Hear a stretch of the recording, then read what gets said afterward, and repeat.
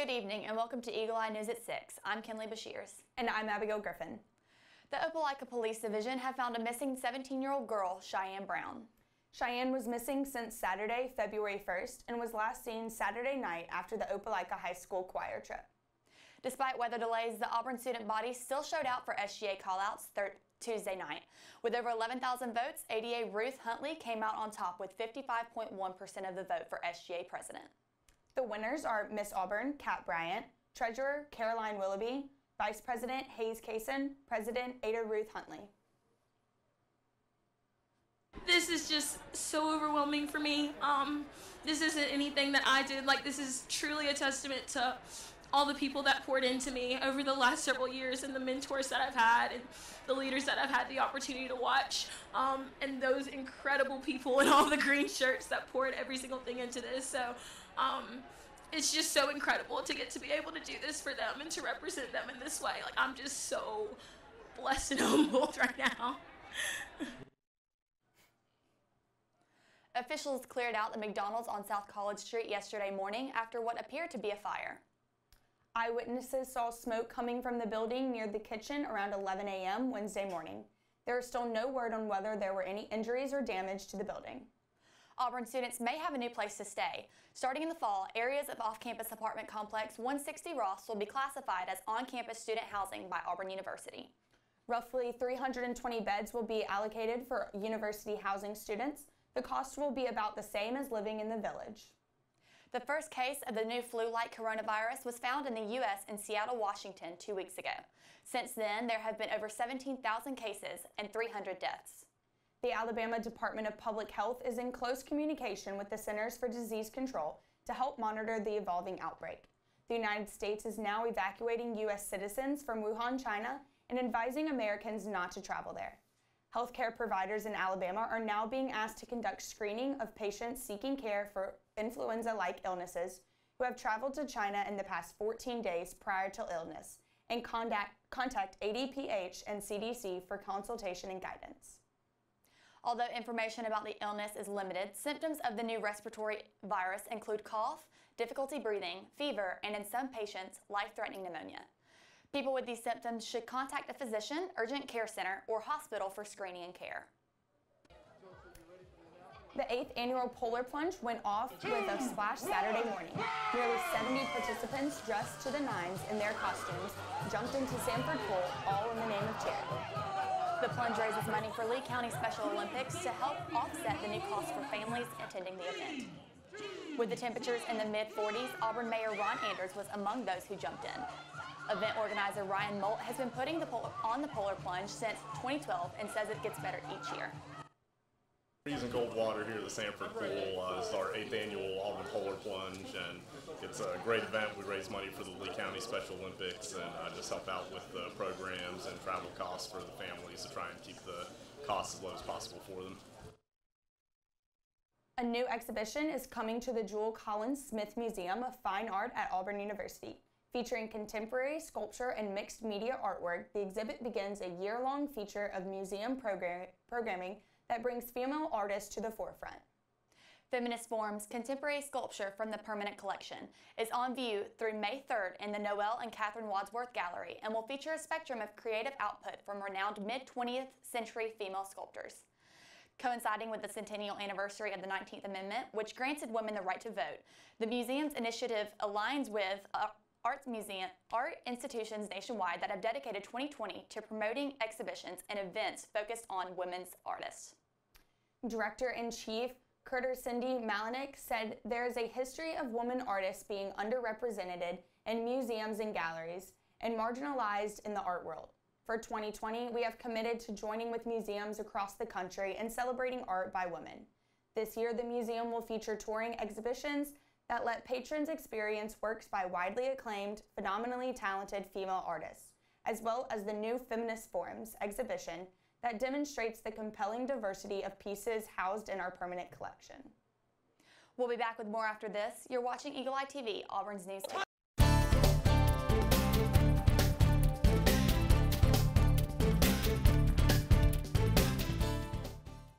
Welcome back to Eagle Eye News at 6. I'm Humphrey with the sports. Men's basketball was back in action on Tuesday. this time on the road against a tough Arkansas squad, and for the second straight week, the 11th-ranked Tigers overcame a double-digit second-half deficit to earn an SEC overtime road win, beating Arkansas 79-76 at Bud Walton Arena. Javon McCormick had 16 points and 6 rebounds to go along with 2 jersey numbers during the game, as he was forced to switch from his customary number 5 to number 55 after his jersey ripped in half after he was called for a foul. Anthony McLemore also had himself a night with 11 points and 10 rebounds coming off the bench. Freshman Isaac Okoro also contributed with 14 points and grabbed 7 rebounds. The Tigers returned to Auburn Arena on Saturday morning to take on LSU in a battle for the top of the conference throne. Shifting to the gridiron now, Auburn football and head coach Gus Malzahn announced that they added 3 new signees to the 23 who already signed in December. The 3 signees: first, Marquise Banks, a defensive tackle from Chicago and Iowa Central Community College. 24/7 Sports has him ranked 4th as his position among JUCO prospects. Second, we have Dre Butler, a defensive tackle from Independence Community College in Kansas and originally from Covington, Georgia. 24/7 Sports has him ranked number 7 among JUCO prospects. And finally, Brandon Frazier, a tight end from McKinney, Texas, who is rated in the top 25 tight end prospects nationally by ESPN, Rivals, and 24/7. Malzahn also announced that Auburn spring practices will begin on March 16th with plans to honor the Tigers' 2010 National Championship team at Toomer's Corner after the A-Day game on April 11th. Malzahn also made a point that Auburn is heading into the season with what he deemed as the SEC's best coordinators in Chad Morris on offense and Kevin Steele on defense. Coming up, we'll hear about the new Jordan Hare policies that have some excited.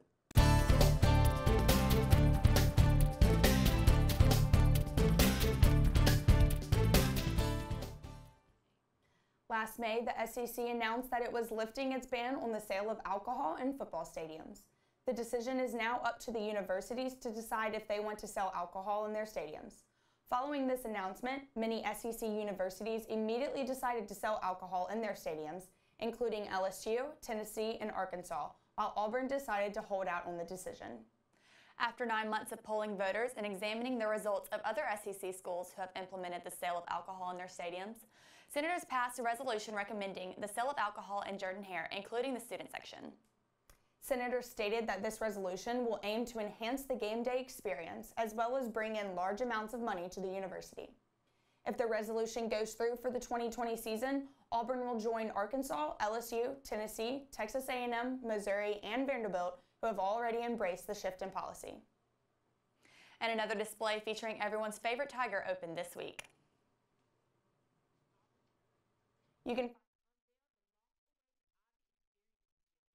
The exhibit was designed to honor Auburn's beloved mascot, Ivy. The 1,200 square foot exhibit is located near the James E. Foy desk in Auburn University's Student Center. It includes memorabilia, photos, and video display of the iconic mascot. Corey Edwards, the director of student involvement, spoke exclusively to Eagle Eye TV about the origin of the exhibit. Today we had the opportunity to open the All Be Experience exhibit. It's been, this was made possible through a gift from a donor, Jeff and Linda Stone out of Birmingham, provided a gift because All Be's trophies, his national championship trophies, never had a place kind of to be stored, and so it started with a trophy case and evolved into a full exhibit that has an opportunity for you to come and see those trophies and see artifacts and watch some of All Be's videos from his competitions from the past. The exhibit took approximately a year and a half to construct. The exhibit is also free of charge and open to the public. Edwards then expressed his thoughts on the event as it came to an end. Great, it was a great turnout. We had some former friends, people who worked with the program over the years, staff, administration, and actually the person who founded the All Be program attend today and speak. So that was a treat for everyone to get to learn about how it all started and then come inside and see the large exhibit. And I think everyone's pretty happy with the exhibit, so it's a great day, kind of as the project manager, to see fans and students and staff be excited about what has been built. This has been Lainey Mayfield with Eagle Eye TV. You can find the exhibit in the Student Center next to the Foy desk. The Gouge Performing Arts Center at Auburn University will introduce its new Global Perspectives Conservation Series starting on January 30th. The 4-event series will feature artists from the center's 2019 inaugural lineup and in-depth discussions with Auburn students, faculty, and the community. Participating artists will address the origins and exchange of various global art forms, particularly those of the African diaspora and the American South, as well as discuss their own works and influences. Amy Miller, Goose Center Director of Programming and Education, said, Global Perspectives is designed to spur meaningful community engagement with influential musicians and artists that goes beyond the ticketed performance. We invite the community to take part in these important discussions on music, dance, history, and social justice that celebrate and promote cross-cultural understanding. The 4 events will take place on these following dates. January 30th, Visualizing Music Through Movement. February 20th, Exploring Creole History and Heritage. April 6th, Dialoguing Through Rhythm. And April 17th, Creating Community and Honoring Legacy. Auburn University is cooking up some construction with the new Tony and Libba Rain Culinary Science Center. The new building being built at the corner of East Thatch Avenue and South College Street will allow students to prepare for careers in the culinary and hotel management fields. The center will feature a hotel, restaurant, and other opportunities for students to gain hands-on experience. Martin O'Neill, Department Head and Professor of Nutrition, Dietetics, and Hospitality Management in the College of Human Sciences, said that the center is an educational center that is going to provide for a mix of theory and hands-on practice in a very direct sense. The center is expected to open in 2022. Auburn University Libraries will once again be offering the Savvy Researcher Bootcamp this Saturday, February 8th from 9:15 to 3:45. The workshops are designed for graduate students who want to further develop their research skills and will help them become better researchers and will take place in Ralph Brown Droughton Library and Mel Classroom Building. There will be workshops in many areas, and each workshop will range from 30 to 90 minutes. Some of the workshops will include learning more about locating scholarly sources, writing literature reviews, organizing citations, managing data, or creating professional presentations. Students may pick up and choose between the sessions that interest them. Registration for the bootcamp is open now and spaces are limited. This week's Pet of the Week is Sahara. Sahara is a beautiful black 3-year-old puppy searching far and wide for her new family. She loves to play with anyone and is so loyal she'll never desert you. Sahara is vaccinated and microchipped. Come by today and let this desert flower bloom in your heart. We'll be back with more after this.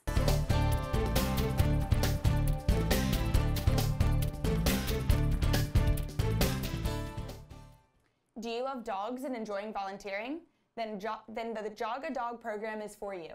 The new Jog a Dog program allows volunteers at the Lee County Humane Society to come in and take dogs for walks, outings, and playdates. Kelly Daniel, volunteer coordinator, said, "One of our favorite things about the Jog a Dog program is that it gives our dogs a break from the shelter, and it helps with socializing them in other contexts than being in a kennel." If you are interested in becoming a Jog a Dog volunteer, you must first become a regular volunteer at the Humane Society and then complete training. You can start by filling out the application on their website at theleecountyhumane.org. That's all we have for you tonight. Keep up with all of the latest Auburn news throughout the week by following us on Facebook, Twitter, and Instagram at Eagle Eye TV. I'm Kinley Bashirs. And I'm Abigail Griffin. Thanks for joining us, and War Eagle.